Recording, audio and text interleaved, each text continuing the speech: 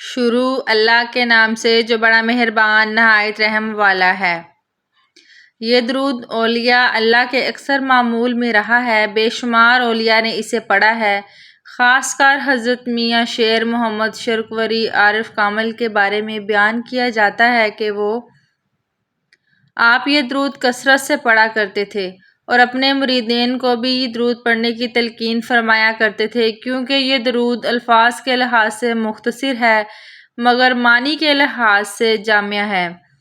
اس درود پاک کے فوائد بے پناہ ہیں۔ سب سے بڑا فائدہ ہے اس درود کو پڑھنے والا حضور صلی اللہ علیہ وآلہ وسلم کا محبوب غلام بن جاتا ہے اور دین و دنیا میں کسی چیز کی کمی نہیں رہتی اور سکون قلب کی دولت سے مالا مال ہو جاتا ہے۔